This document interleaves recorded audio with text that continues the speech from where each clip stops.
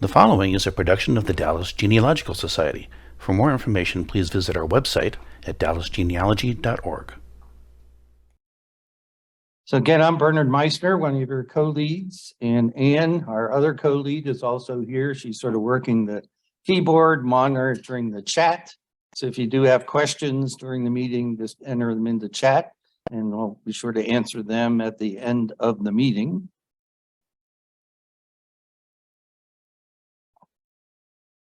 The Dallas Genealogical Society's website has gone through a major renovation to start the new year. Where in the past we were dallasgenealogy.com, we are now officially dallasgenealogy.org, and this is the new homepage. So you can see it's an enhancement from what we had before. We now have sections immediately available to you about records, publications, videos, and meetings. And then we still have up at the top the sort of menu bar. To find our group, you look under events, and then special interest groups, and then the German genealogy group. And that will take you to this group's page. The info, you can see Ann and my name, our contact, if you want to send us an email and both of us get it.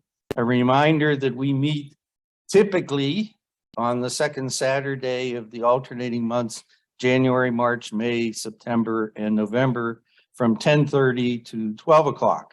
And we're here physically on the 6th floor of the library. Today we're in classroom D. Sometimes we're in B, so boy or dog. And also, obviously, also virtually online. And as I mentioned, our meetings are typically recorded as well. If you pick the previous meetings, as I've highlighted here, you can then go back and see the recordings of many of our previous meetings. Since we began, even before COVID, we did combined in-person and virtual meetings, and also the handouts, as well as the recordings. If there's one, such as for this meeting, that's available as well on the previous meeting page. And shortly, Ann will put the handout for today's meeting, which is already on our webpage, in the chat for those of you that are online. We also have a Facebook group. We're the German Genealogy Group of North Texas. And when I checked last night, we're now up to 134 members. So we have quite a large group of folks. Since we only meet every other month and only 5 times a year, in between those meetings, Ann and I will add a lot of information to the Facebook group. So we strongly encourage you to go ahead and join that. When you go to join, we do ask a couple questions just to sort of filter out and make sure we're getting people really interested and not somebody who's trying to sell us who knows what.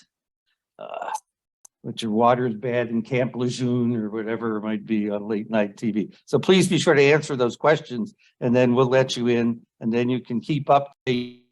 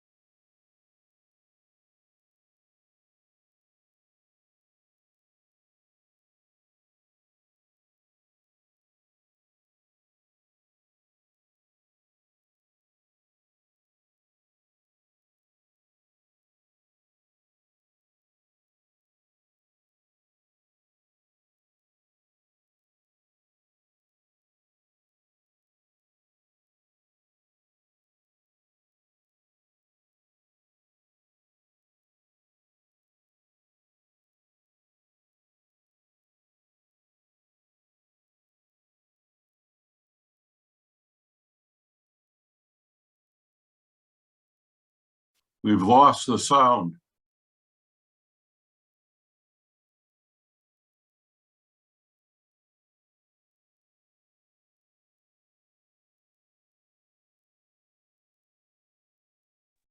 Okay, sorry about that. Somehow we muted.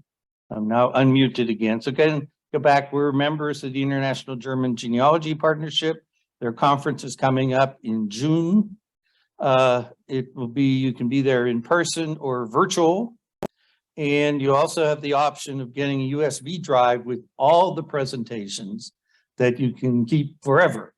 And that's an additional $50. You can only get that if you have registered for the conference. The original set of hotel rooms filled rather quickly. They have added some rooms for people interested in going to Fort Wayne. And of course, that also has the Allen County Libraries there in Fort Wayne, one of the best genealogical libraries in the country. So if you are going there physically, you may want to consider going early or staying late to spend some time at the library. Now we'll just do a quick poll. We just want to check to see, particularly for the people online, how many folks we have present. That is of value to the Dallas Society and can be then of value to us as well. So Ann will start the poll. Ann's working on getting the poll to display. Just a second, please. No, it should be just a click to the poll. We're mainly just asking whether you are a member of our. Okay, well, maybe we'll have to skip it this month. Okay, we do have the list of people joined us online. So, but please make sure, if you haven't done already, send us your email, and then you'll get notice of all the upcoming meetings as well. Again, some of the other upcoming webinars, because we're part of the Dallas Genealogical Society, 3 times a year, they have a seminar. The spring seminar is coming up on April 22nd, and that will be Judy Russell, the legal genealogist. Again, you have the option of being here physically at the library or participating virtually. Judy will be physically here. She's a very entertaining and a good communicator as well, with her specialty as the law. And that will be the theme of this research and the law. Whenever we're working in genealogy, we're always looking at records, and you always want to ask who's collecting the record and why, because that has an influence on what's actually recorded. And in most cases, there's a law of why they're doing it. The Immigrant Genealogical Society will have a meeting tomorrow afternoon. Cowboys don't play till Monday night, so it's not cutting into your playoff time. This is a virtual meeting. The link there, but it's also been posted on our Facebook page, so you don't have to copy it down. It's Geraldine Knotts talking about navigating German archives. And you have the option when you register of requesting for $20 a copy of all her slides and extensive notes. So that's tomorrow at 3 o'clock our time. And the North Carolina chapter of Palentine's to America has a meeting and a webinar next Saturday at noon our time. This is Roger Meisner, and he's probably the dean of German genealogy in America. He has been working on German research and written a number of books and has graduate students that work with him. This one we're talking about cemeteries and burial customs in Central Europe. While here in the States, you can use Find a Grave or Billion Graves and also often locate where your great-great-grandfather is buried. You try to do that in Europe, well, guess what? You only rent graves in many cases. And if your family doesn't keep paying the rent, you get evicted very gracefully, and somebody else will take over the space. They have limited space in their cemeteries. So again, there's the registration information. You just send an email to Becky Thornton. And again, we're recording this, and the recording of this meeting will be online probably tomorrow. The Sacramento German Genealogy will have Dr. Fritz Jungling talking about historical events that affect German genealogical research. Again, that will be at 3 o'clock on Tuesday, the 24th. The link has already been posted on our Facebook group page. So you can always go there. If you haven't joined yet, you can join and see those posts. The Genealogical Society of Broward County, Florida has two. They're a little bit more general, not necessarily German specific ones. Sunday, February 5th at 1 o'clock our time. Why they left, where they went, and what their journeys can reveal. That everybody leaving Germany to go to South America, North America, Russia, Australia, wherever they may have gone. It can be interesting to figure out why and where and how they did that. And that society also on March 5th will have another meeting. This one is about the Allen County Public Library. So if you're planning on going to the IGGP conference in June, this will sort of prime you again for everything that's available. The Allen County Library has stuff online, but it's an enormous collection if you physically go there.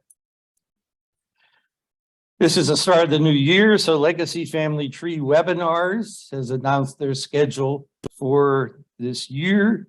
They have 177 classes scheduled for throughout the year. Some have already occurred. It's $50 to join, which gives you access to all the meetings that they've ever had. Although the ones for this year, when they do them live, you can attend for free live, and the recording is available for a week after. So I did one, attended one this past week about figuring out identities of two people with the same name living in the same place, and that recording is still available. And usually if you attend one of their meetings, they have a discount off that $49.99 price for the 1-year membership. RootsTech is coming up, the largest conference of genealogists in the world. They're back to being physically in Salt Lake City, in addition to virtually. It is free to register. They will have over 180 in-person sessions, 200 on-demand sessions. You can just web search for RootsTech 2023. They record their presentations. You can look at the last couple years worth of presentations and view those recordings at your leisure. Many of them are just 20 minutes in length, so you don't even have to dedicate an hour. I just looked to see for this year, their German sessions, and you can see there's one on Lithuanian genealogy, Google Hacks, tracing your roots in the Ukraine. The reason that's part 6, he's got a whole series about doing research in Ukraine, and number 6 happens to be about the Germans there. And then you can see the scheduled ones, and again, these will be recorded and available afterwards regarding German research. And again, you can join, sign up, register for RootsTech for free. And the registration is now available, and then view those at your leisure. Also, just want to point out, if you may have heard of genealogical institutes, there's about 5 of them in different parts of the country. There's one in Pittsburgh, which is my hometown. It's the Genealogical Research Institute of Pittsburgh. The last couple of years, they've done all virtual. This year, the June classes, these are week-long. They start Sunday night and go through noon on January. And usually there's a couple evening sessions that are optional. And these are the classes. Their June sessions this year will be virtual. Their July sessions, you're physically there at LaRoche College in Pittsburgh. You can either get a hotel room, stay in the dorm, includes all the meals, and you can go through and attend one of these classes for an entire week with a group of 30, 40, sometimes it gets as big as 50 in the classroom. And it's a whole week of genealogy camp, summer camp, essentially. The 2 German-related ones are both going to be in person. This is intermediate German research. And I looked at it, it's really not that deep in terms of intermediate. Warren Bittner, the instructor, has done a basic one some years ago. I attended that. But you can get a feeling for what's sort of covered in that. And then the other one is German research in Pennsylvania, the Keystone State. Again, these are both physically, you have to be there in Pittsburgh. But it's just one example of these institutes. Our next meeting will be on Saturday, March 11th. The topic we're still working on, probably related to family search. We've been talking to a couple of folks regarding that. And that will be at 10:30, again, both physically here in the library and virtually online. And that's still Central Time. We'll change our clocks at night. So that's open to all with no charge. So at this point, do we have any questions or comments from here in the room or online? Okay. Let me go ahead and start my presentation on hiring a researcher to search in German archives. So I go here. Stop my share. Let's see, then I want to go to back to Zoom. Where's Zoom? There you are.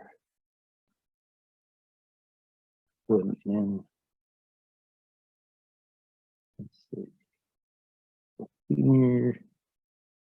Get my presentation.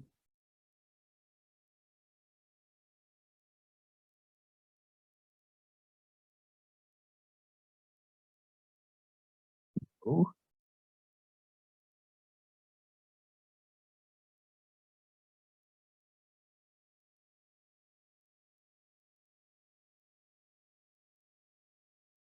Why is it saying that?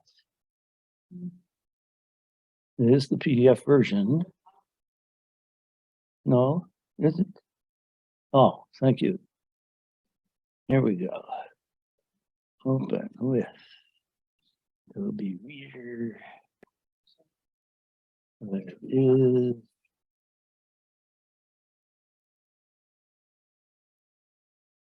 Full screen. Go back to here.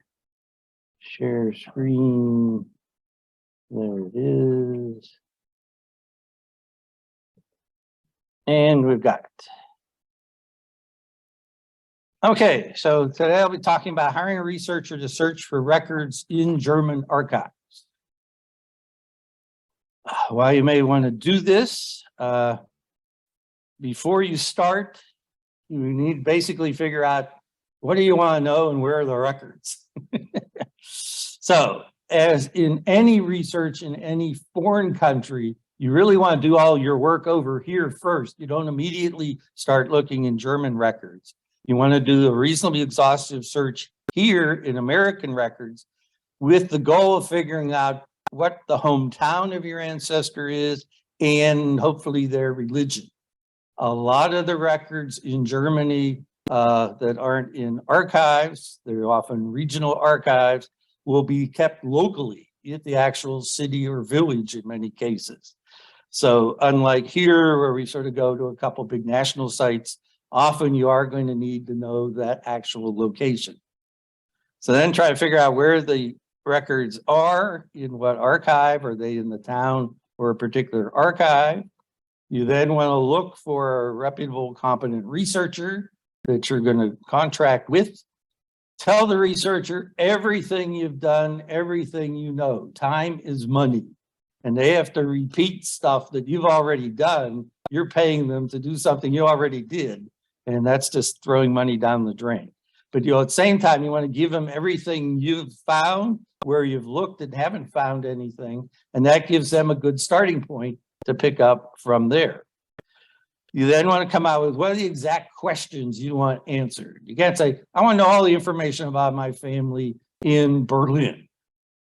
Well, that's so wide open. That's a, be a little more specific. And then you want to agree on a research rate. And you're in the United States, they're in Germany.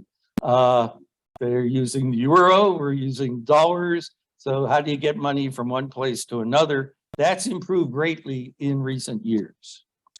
So now why would you want to hire a professional genealogist?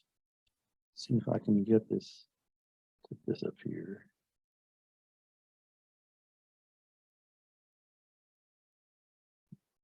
Ah. I guess, well, we'll just, I'm not going to mess anymore. Okay, all right, online, you're okay. Why do you want to hire a professional? Well, they're experts. They know where the records are. They know a lot of the tricks. They can read and write German. They can talk to the people in archives in German or other folks that might be of interest. One way to look is to see if there's a local genealogical or family history society in that area. Often they have a Facebook page or email nowadays, and you can say, hey, I'm looking for a researcher in such and such a town, your town. Do you know somebody who could go and get me the records? If you know the archive, sometimes you can contact the archive and say, can you recommend people if the archive folks themselves don't want to do it? Partnership allow, manager partnership allows us to contact society. Okay, we'll save that for the end. We'll ask questions at the end, please. You want to consider what are their fee scale? Is it a base price?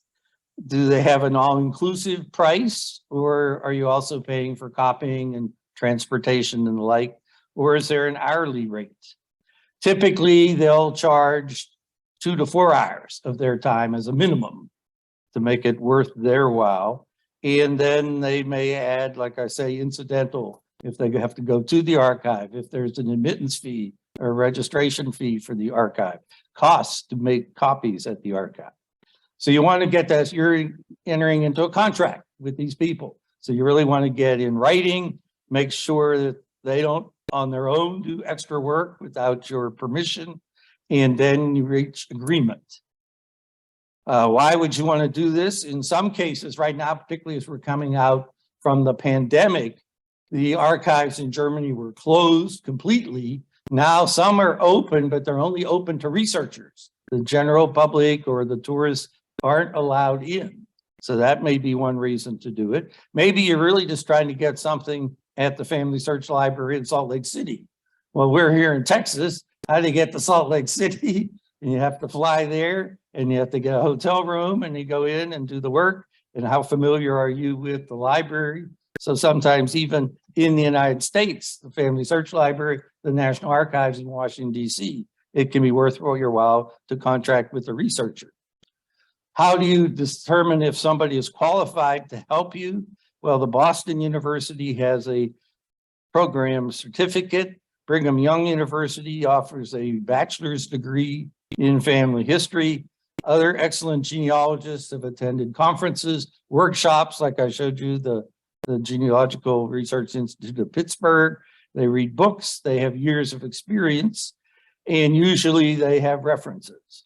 There is an international commission for the accreditation of professional genealogists, and I looked on their list and they have at least 15 people who have German expertise. And then in Germany, there's the Association of German-Speaking Professional Genealogists, and I have links to these in the handout. So how do you determine the immigrant ancestor's hometown? Nathan Murphy, working particularly up in the Midwest, went through and found the ideal best way to do it is if you can find local church records, because often as somebody was asking to join the church, having come over from Europe, or I'll show you examples of they're having a child baptized or they're getting married, the priest or minister will often ask the parents of the baby being baptized, where are you from in Germany? And they will document that. So that's probably your best place to look in American records, the local church where your immigrant ancestor attended. And then you can see the others are there in the federal census. You often see, oh, they're from Prussia. Prussia was an extremely large area. Even mine coming from Bavaria. Bavaria is a pretty large place. Again, questions at the end, please, if you just want to make a note for now. So we'll get through this. Okay, my hometown is Pittsburgh. That's where my great-great-grandparents settled, and they were Catholic. So the Catholic Diocese of Pittsburgh has an archives and records center. I really love this picture because it takes me back to my elementary school days when we had the nun in her habit and the priest was there. In fact, our windows in the classroom even opened the same way, and that's how we dressed. So their archives, they have Sacramento records, more than 70 years old, are open for research. Most all places will have time limits for privacy records. If you're looking for somebody between 70 and 100 years old, you have to prove that they are deceased. Unless you're looking for a death record, and then they're going to prove when they find the record that they're deceased. In this case, you tell them what you want done, and they're charged. They have a researcher that physically does it. I can't go there and look through the records, but they charge $15 an hour, and they want at least a deposit for that first hour. And then you tell them, what do you want? They have a form you can fill out, where and when they lived, and how many hours you'd like them to research, and the check for the first hour is $15. More recently, since I first started doing this about 15 years ago, they have now digitized a lot of their records. So if they've found a record, then you can go through and say, have you digitized that record? And if so, would you please send me a copy? And you really want that physical copy that was written at the time of the event, because that has the most likelihood of being correct. You'll start, as I'll show you, with transcriptions, but you win whenever you can get the actual record. So here's a case of one that I got. You always want to ask for the whole page, because there's the headings up at the top. And if you only get the part at the bottom and you don't know what that refers to, you're sort of in rough shape of figuring out what is the record, what piece of information is in each column. But you can see they've physically blocked out the records of everybody else. That can be a venture sometimes when one of the columns of your ancestor is a ditto mark. Same as above, but they've blocked off the above. So there I wrote to them. This was back 15 years ago in 2008. And I'm looking for my great-great-grandparents, Andreas and Barbara Meisner. And I'd already done enough research to know there's their first child, Bernard, born in Germany, and then the other children of which I was aware. And again, I'm looking for the hometown of Andreas and Barbara. I sent them, again, tell them everything you've done, everywhere you've looked. Here's a timeline from the city directories of Pittsburgh of all the places that Andrew lived, starting in 1856 up to 1876. So they get an idea of which parish, which church they probably attended, so they know where to go in the archives to find the record. And then told them exactly what I want to know. I want the family of Andreas and Barbara, including the sons and the daughter Barbara, of which I knew, plus any others of which I don't know at that time. So I get the result back, and this is the researcher has gone through. They do a very good job of writing just what they see, not what they think the person writing the record intended to write, what's actually there. So we start with their first child, Barbara, born in Pittsburgh. Again, I'm looking for the hometown of Andreas and Barbara, and you'll notice there's nothing there. You will see the sponsor is Barbara. That's one of the German naming conventions. You get named after your baptismal sponsor. Parents don't just pick any name. So then there's my great-grandfather, Joseph. And then when they asked that time in 1852, parents, where are you from? We're from Bavaria. Well, that's a rather wide net to try to look for. So you're hoping for more. Then we have George. This was a son of which I was not aware. He died when he was 10 years old. But there it says, and you can see he's there from Büsselsheim in Bavaria. And looking at the actual record, you can see Büsselsheim, that's the same kind of B as is written for Bavaria. If you look in the printed records, B's and P's look very similar, and Germans in speaking and hearing often can confuse B's and P's. I was getting hints from Google for Rüsselsheim with an R. Here's Andreas. Again, they're saying Büsselsheim. And then finally, I get the daughter Rose, of which I was not aware. This is the only record I have of Rose. Born in 1862. She's not with the family even in the 1870 census. However, it said Büsselsheim with a P, Bavaria, and you can see very distinctly that is a P. So that was the clue. So if I look at their children, Bernard I knew was born in Germany, but I didn't know where. Barbara, they didn't say. Joseph, they just said Bavaria. Andrew and George, they said Busselsheim. And finally, Rose is Pusselsheim. So now I can go into Myers Gazetteer, enter Pusselsheim. Fortunately, there's only one in Germany back there in the 19-teens. If you have something like a town like Neumüll, there's like 137.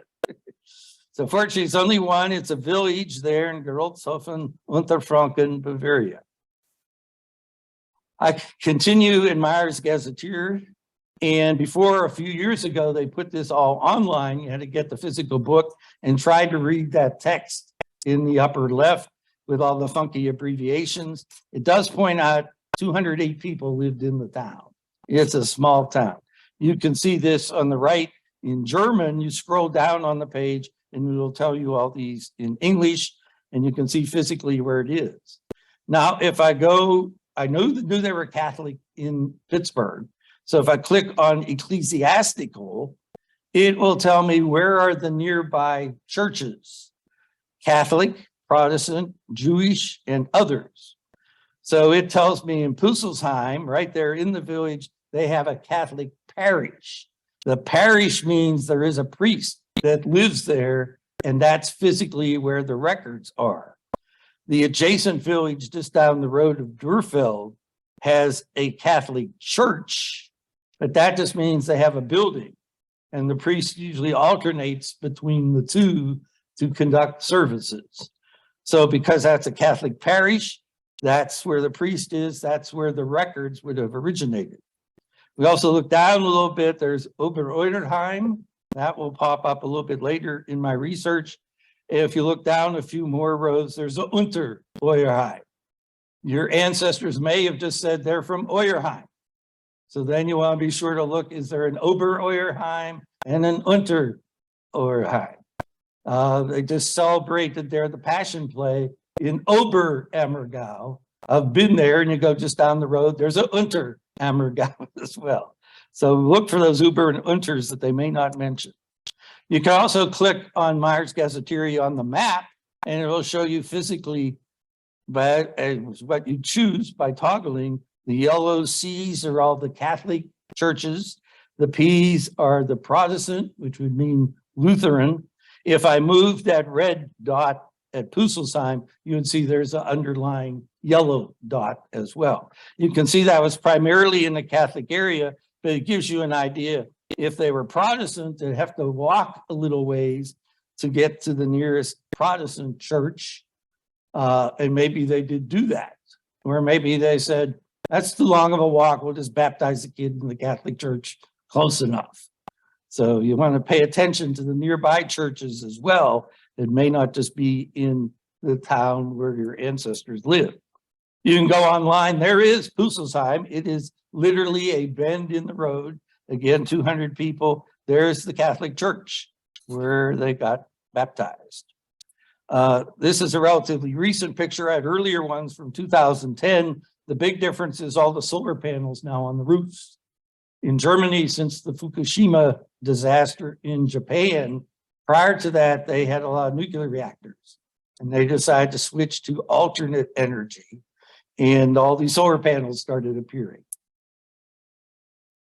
Okay, what kind of records would you expect to find in Germany if you want to look for them? Church baptisms, marriages, burials. Most begin in around the middle of the 1500s. And again, there's Roger Meinert, who's physically been over there on a number of occasions, says at least 85% of the German church records ever written exist today somewhere. So there's a good chance you can find some. Civil registration didn't start until 1871. At that point, if you get married, you must have a civil marriage. You could then, if you want, have a church marriage. So after 1871, there will always be a civil record of a marriage. There may or may not be one in the church. Census records are started in the 1800s. They were more for tax purposes and head counting. If there's records with the actual names, it's probably in the local city or village. The first all Germany census was 1867. Again, you'll find departure passenger list as well as incoming passenger list. If you get the ones from Ellis Island, again, those lists were filled out when they got on the boat in Hamburg or Bremen or wherever. Mine sailed from Le Havre. Court records can go back as far as the 1300s and military records even before 1867. Again, the passenger lists, they would leave from Hamburg, Bremen, Antwerp. My Meisners left from Le Havre. They were in northwestern Bavaria, and it was easy to just go due west. Setting in Poland would be another one. Land records are kept by the districts, probably for as long as people have owned land. If you can find newspapers, you'll find lots of interesting articles, often about your folks. Notices of marriages, death, obituaries. When you move into a town nowadays in Germany, you register with the police and they want to know where you came from. When you were born, nowadays there's a record at the local village. And often when you die in another village, they will write back to where you were born and let them know you're dead. And that record will appear in your local village where you started as well as where you died. And again, there's town and county histories, and there are the place books and the family books that people have spent many, many years compiling the history of everybody in all the villages or all the folks with a particular family. So where are the records? So I went ahead and wrote to the local parish.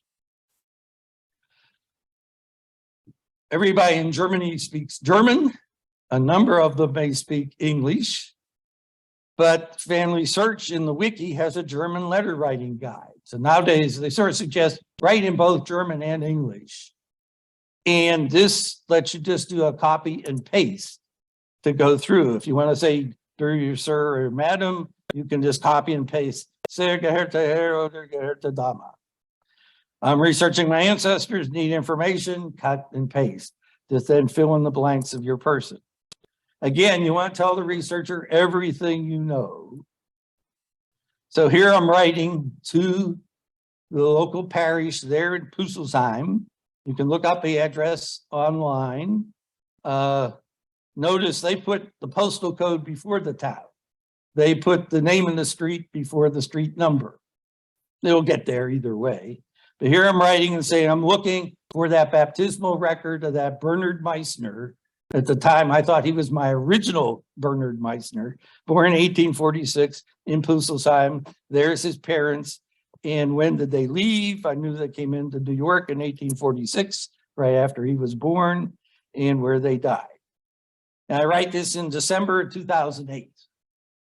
Then you have patience. Finally, in September, 9 months later, I get a response. Grüß Gott, Herr Meisner. We know we're in Bavaria. It's say Grüß Gott. And it's in German. So I go to Deep L. This works better than Google Translate.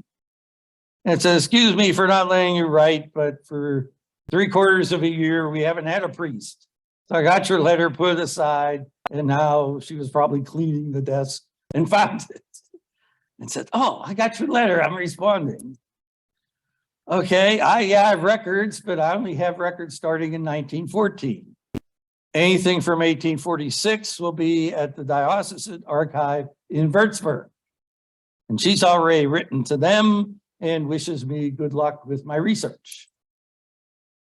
I can do some research on the archive, find a lot of the records after 1821 were destroyed. However, there's a lot still left. They've been requiring other ones. You can contact them nowadays by email. Okay, so now I'll be getting records from this diocesan archive in Würzburg, working with 3 different researchers for a variety of reasons to give you an idea of the range of experience. Number 1 is of someone who works at the archive, which in 2008, they were happy to do. Nowadays, they don't. Again, tell them the question. So I write to them essentially the same sort of thing I wrote to Pusselsheim. They write back in German. And then I go through and translate it. And we find, yeah, we got your letter. Bernard Schenk was born 22nd of March, 1846. He was actually Bernard Schenk. That's her maiden name because he was an illegitimate son of the single woman. And they very kindly noted in the postscript, it says left with his mother for North America. Because like I say, in July, they're coming down the gangplank with the father. We made you a copy, $20, 20 euros. I'd already sent him 20 euros with my request. If you want additional searches, fill out the form we're attaching. We'll be happy to assist you. So this is the record they sent me from the church register. It's the entire page, which is ideally what you want to ask for. It has all the headings at the top because he's that bottom row. You can see the entries here on the left for father are blank, but he's not the only one. Oops. And that was often the case. It was really hard to get married in Germany back then. You essentially needed the permission of the village because they didn't want any orphans and widows that the village would have to take care of. The other advantage of getting the whole page, if you're going to translate it yourself, you get a better idea of the handwriting of the person who's doing it. If you want the records translated, the researcher will do that for you for an additional charge. So now I write back and said, oh, thanks. Now I have his parents. Can I have their baptismal records, please? And they say, sure. There's Andreas. He's legitimate son of the farmer, Adam Meisner, and his wife, Anna Barbara, whose maiden name was Loesch, and Barbara Schenk.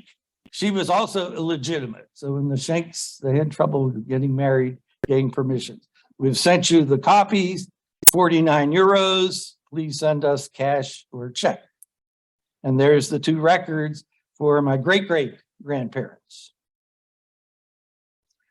Okay, so now I have Bernard Meisner and his siblings there on the bottom left. You can see Joseph is my great-grandfather. I have the great-great-grandparents, and now I have my triple great-grandparents.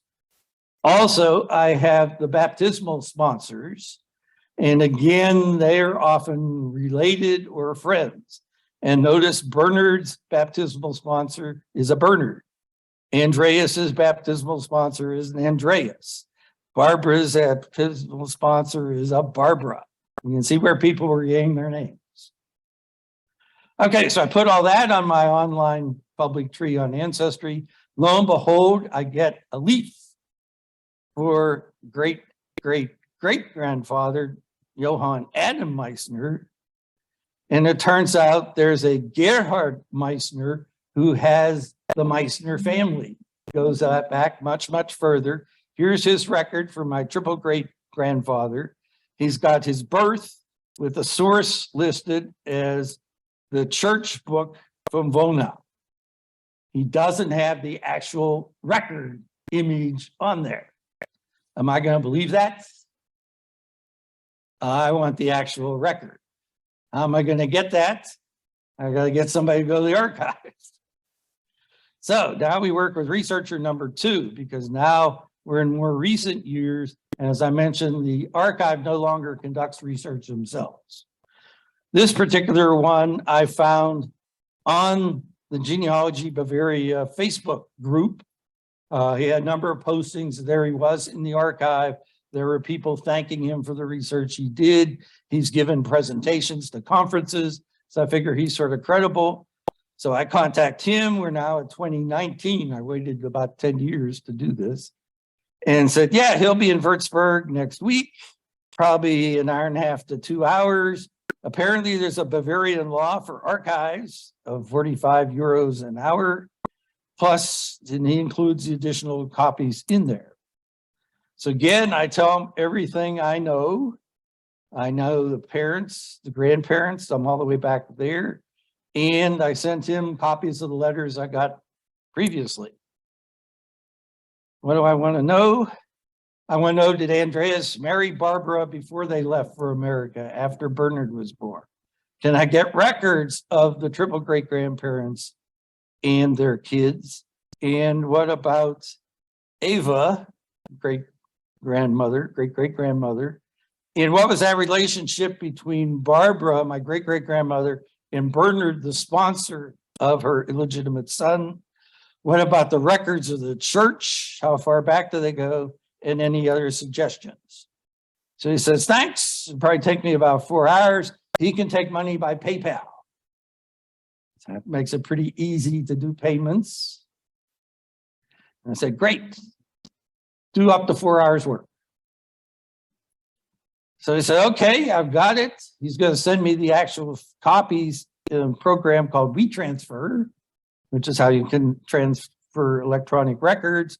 He never found a marriage record. Here's the records for the great-great-grandparents. My great-great-great-grandmother, Anna Barbara Loesch, was a widow when Johann married her. So he's going to send me records of their children, but not her children from the first marriage.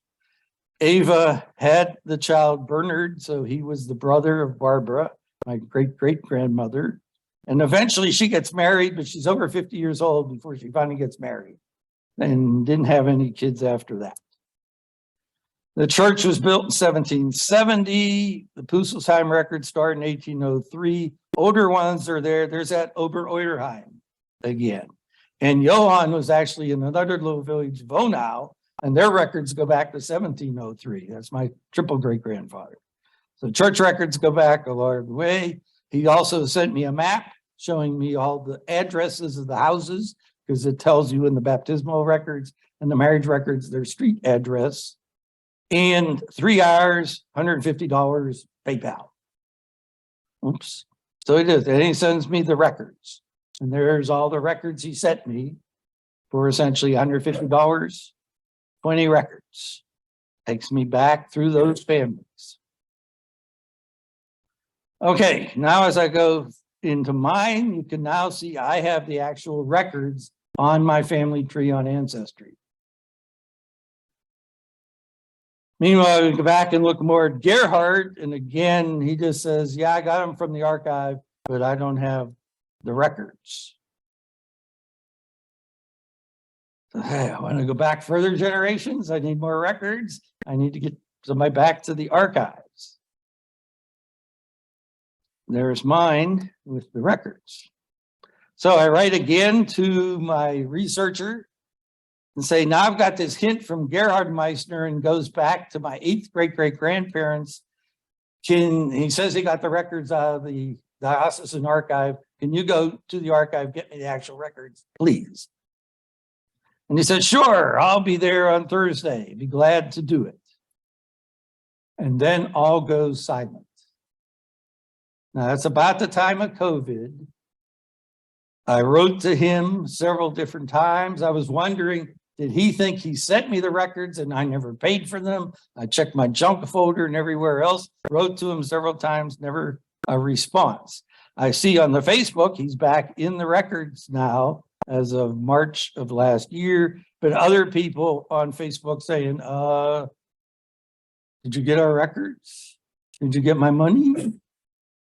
I said, I don't think this is going to work. Time to get another researcher. Again, provide all the information. And this I got through this group, our German genealogy group of North Texas, and had been in correspondence with the woman who has a partner down in Houston. This woman is in Germany. We're hoping someday she's going to come over here and visit and give a presentation to our group. But I tell her, okay, here's Gerhard's tree, and I'm trying to verify it. So I go through and say, I want the record. She writes back and says, okay, she charges a flat $400 fee for up to 14 hours of work.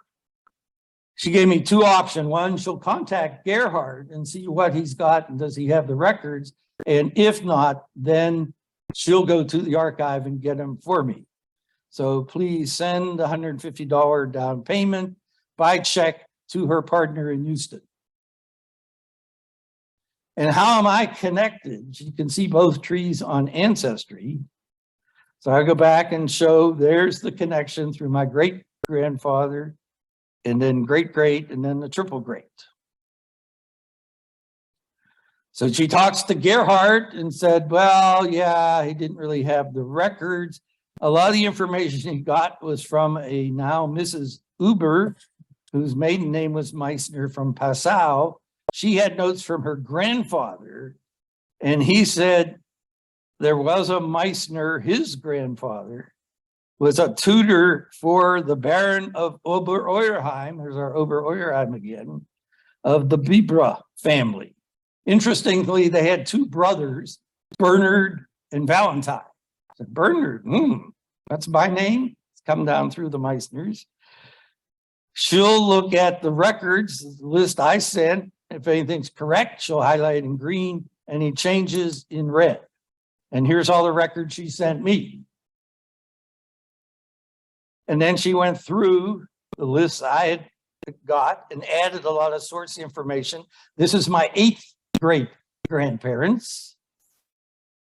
This is my 5th. You can see a lot of what Gerhard in green was right, but now she has information about the sources, what she found and didn't find. My 7th, oh, excuse me, that was the 4th I started with. So we're going back generations. Finally, the 8th, Gerhard says he was born in 1611. That's about when Galileo was looking through a telescope for the first time. But as she points out, he doesn't get married until 1660. So we're thinking that's sort of old. He was probably born around 1630s. She didn't have quite enough time in the archive. A lot of the records have indices, but that there's a gap where they have the records, but not the indices around 1630. So if I really want to know, I'm going to have her go back again. So now there's my tree. I now have 11 generations all documented, starting with me, going back to my 8 great-great-grandparents. And we can sort of see how they all moved around. So we start with the 8th great-grandparents, and they had a son, Valentine. Remember, that was the other Bibra brother's name. And he marries a Sibylla Dolmar in Obereuerheim. They have a son, Adolf Philipp, who goes down, born in Obereuerheim, goes down to Sadrachshof, that's Sadrach's farm, after marrying a woman, Elizabeth.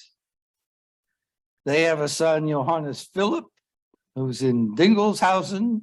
He marries Ursula Frankenberger. He dies they're married in 1749. She dies in Vonau in 1808. And Philip and Ursula had a Johann Georg. Notice everybody has Johann as a first name. That's just John the Baptist. And they all went by the second name, Philip, Georg, or the like. Georg then has a son, Adam, and he travels to Püsselsheim, where he marries the widower, Anna Barbara Loesch. They have my great-great-grandparents, who in 1846 moved to the United States in Pittsburgh. Now, to put this in scale, they're not running around all over Germany. It's essentially going from downtown Dallas up to Loop 635 in the north. So you could walk there in a day or two when you looked at the map. So they're not traveling great distances, but they're different villages with different churches, with different registers. Fortunately, they're all in Würzburg.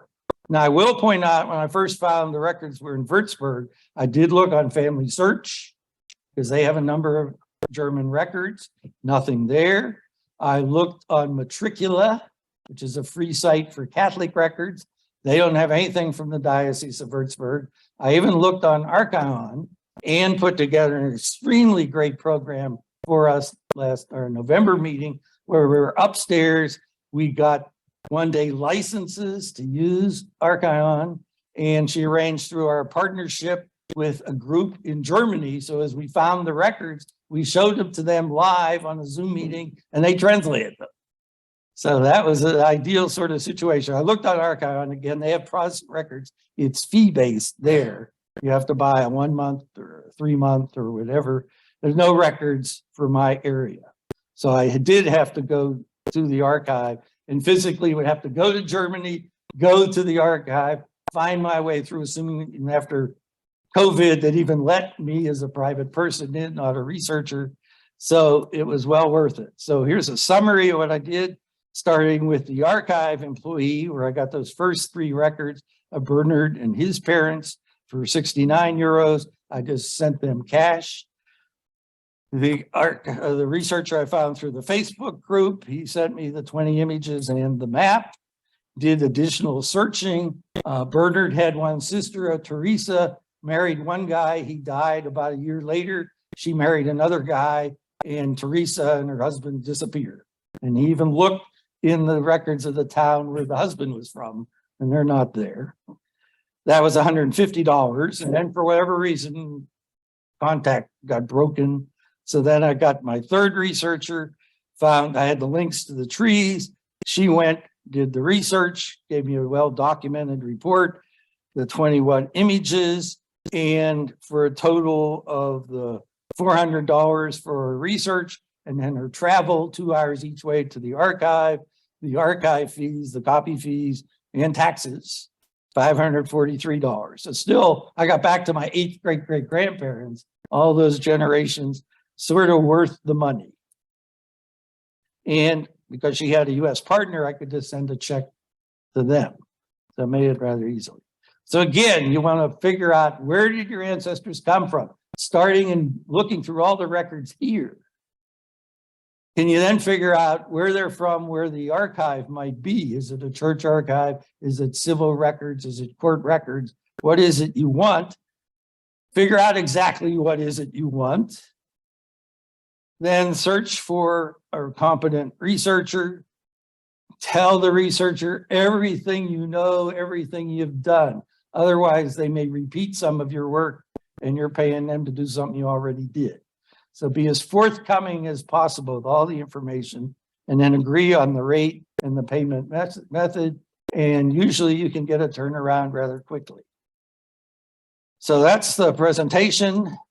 What questions do folks have? Yes.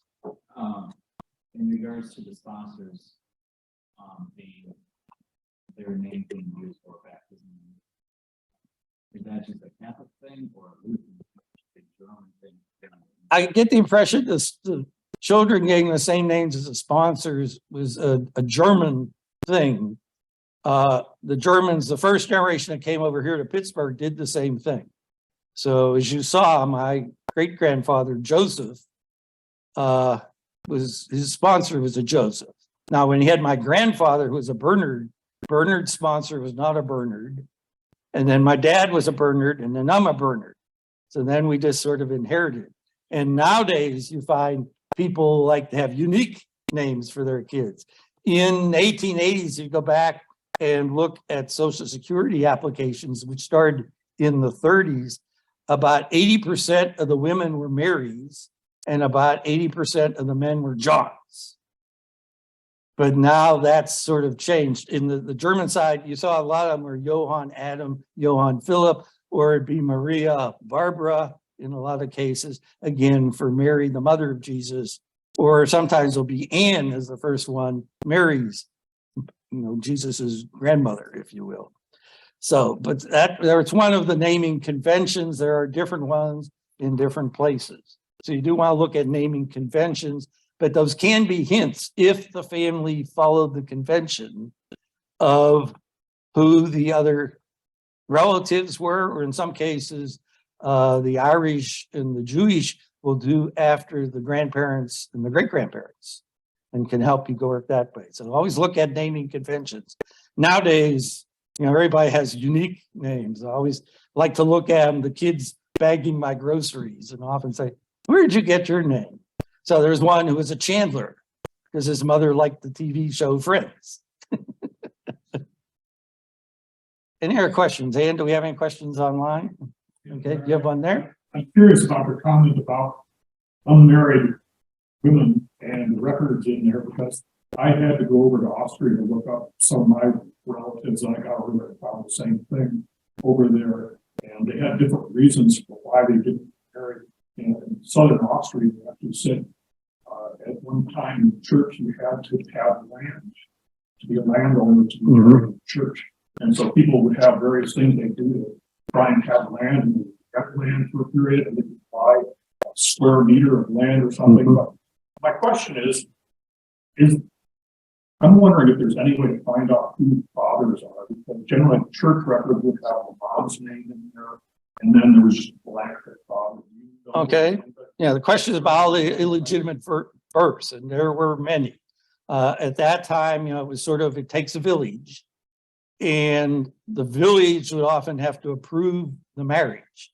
And the fact that somebody was even going to move into the village. And there was required military service. And if you went in the military, there was a good chance you didn't come back, you would be killed. And then we'd have a widow and orphans that the village would then have to support. So there were lots of rules that you basically would often have to have land. You would have a house. Lauren Bittner, who does those courses at the Genealogical Research Institute, had one couple that they wanted to get married, and the wife's father had been committed to an insane asylum. So her village didn't want her living there and having kids who might be crazy. And his village didn't want her coming in. So meanwhile, they were having kids. They always thought, oh, well, if they don't get married, they won't have kids, right? So they were still having kids. She was living in a little shack in the woods. He would go to court, and there were lots of court records. In many cases, eventually the couple would get married. So if you look at all the children born to the woman, you may find eventually the woman does marry a man, and often that man is the father of all the kids. And at that point, the kids may then even take his name as a surname. So yeah, it was really difficult to get married. You had to have property. I saw one case that the wife's parents said, oh yeah, we have a cottage. We're going to give her a bedstead and a couple other things. And the town council is saying, yeah, they always say that, but that never really happens. We don't believe you. We're not going to let you get married. Eventually, the church said, all right, you townspeople just have too much authority. We're not going to let you do that anymore. And the town people said, oh yeah, try to enforce that. So it went on for a long time. And then eventually that was no longer the case. But for the longest time, yeah, they wanted to make sure if the couple was going to get married and have children, they were the right people, the people we want to let in the village. We think nowadays there's the us versus them. It's been going on forever. So the village elders in many cases could give permission who was going to marry, and they wanted to make sure, he had a job. If he was still in the guild and was just a journeyman, he didn't yet, was not a master of the guild. One book I've read that I think we included in our January meeting last year of our favorite books, he was a barrel maker. They had two barrel makers in the village. His father was one and another. Everybody in the village better buy their barrels from those two guys. Don't you dare go to the next village and buy barrels, or we'll ostracize you. But then he went through and became a journeyman and a master barrel builder. But his father and the other guy were still in his village. So he couldn't open a shop. And if he didn't have a shop, he couldn't marry the love of his life. He eventually packed up and came to America and never got to marry her. So there's all these restrictions. How you got married, exactly when are you really married? With all the traditions, you had to have a party at the bar and you had to buy so many drinks. You had to donate money to the poorhouse of the church. And it got so convoluted that it, in some cases, near impossible to get married. So you'll see lots of cases of people that didn't have illegitimate births. The priest sometimes would write them upside down because you didn't have them all the privileges of being a resident of the village. But often you will find eventually the parents can get married. So if the mother eventually marries a guy, odds are he's the father of all the kids. Otherwise, look in court cases and the like, wherever it might be. Yes, another question. Family, they weren't allowed to get married for some reason.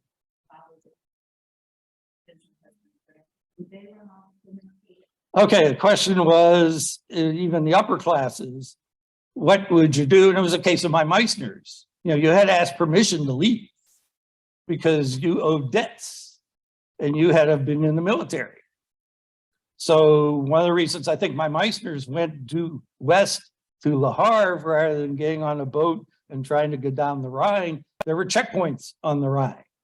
Have you got your military discharge papers? So it'd be the same case even with the upper class.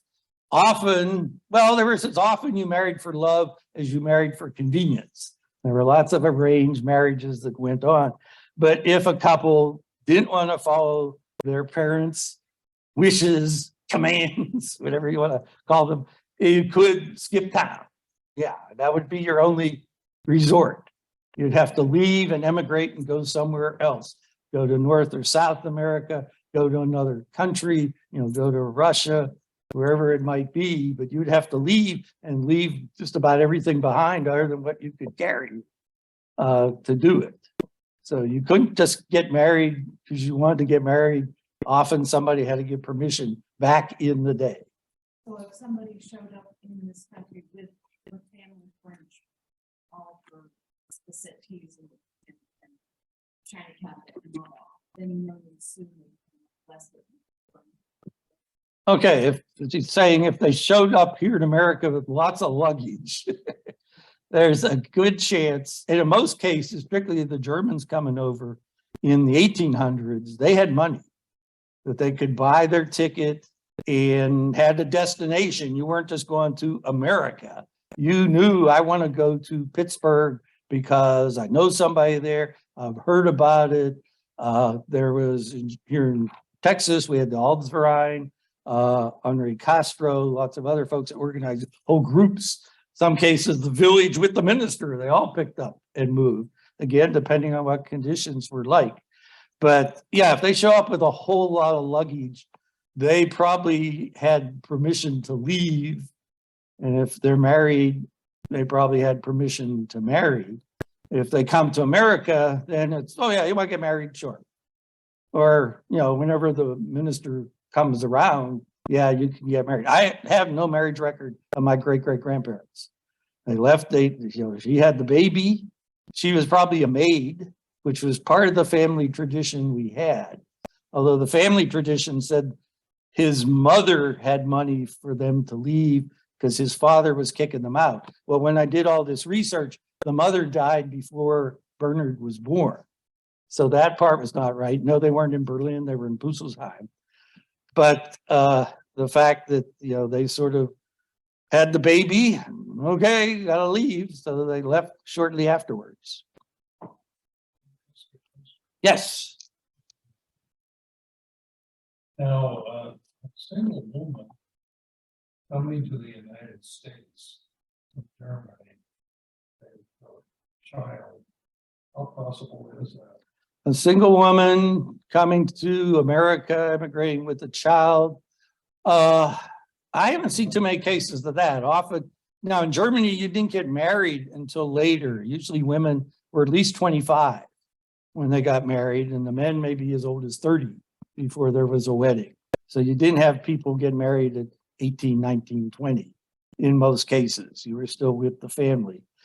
And often it would be a single woman. Now, in some cases, the man would come over first, get a job, get a place to live, get some extra money, and then either go back and bring the woman or the wife and any of the kids, or send money for them to come. So it's not real, like a single. A single woman with a child, probably that would be rare. Single women come to then work as maids or marry somebody, you see lots of that, but coming with a child and not the husband, the rest of the family. So it's not. anything's possible, but it's not common. But there's always an exception to any rule. And the odds are your relatives are the exception. I've got relatives where single women came over, one with a child and one without a child. And they actually had a sponsor over here, a relative that helped bring them over here. And when they got here, actually, they were kind of like indentured. They had to basically work off the expenses, but in one case, as they say, it was an unmarried mom with a child.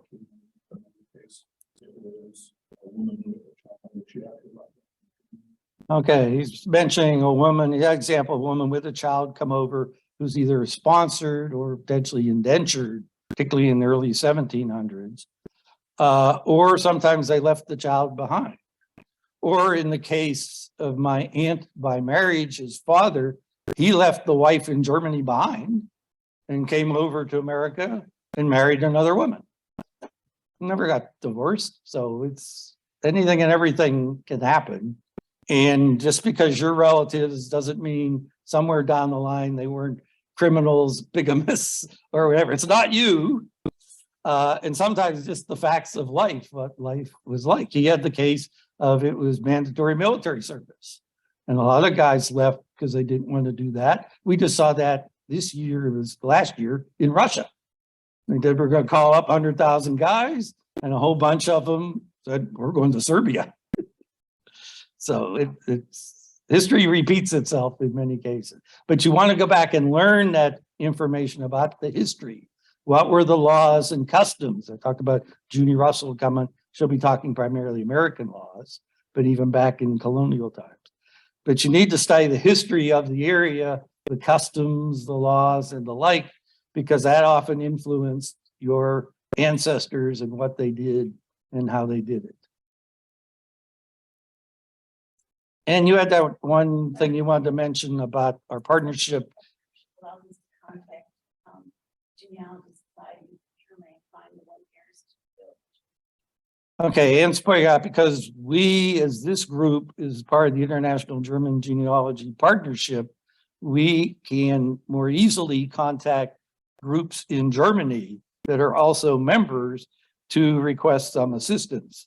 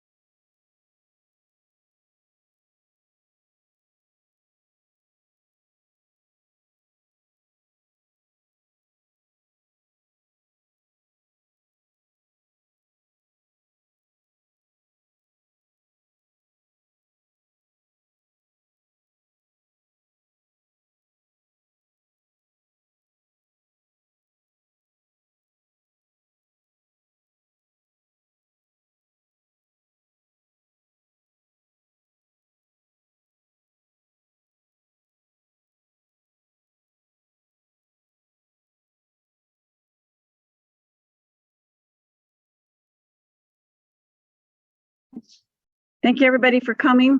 We're going to go ahead and end this meeting. I'm going to stop the recording.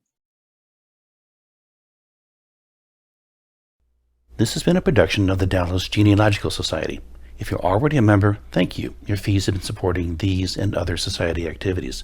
If you're not yet a member, please consider joining now. Go to dallasgenealogy.org and click on the membership tab.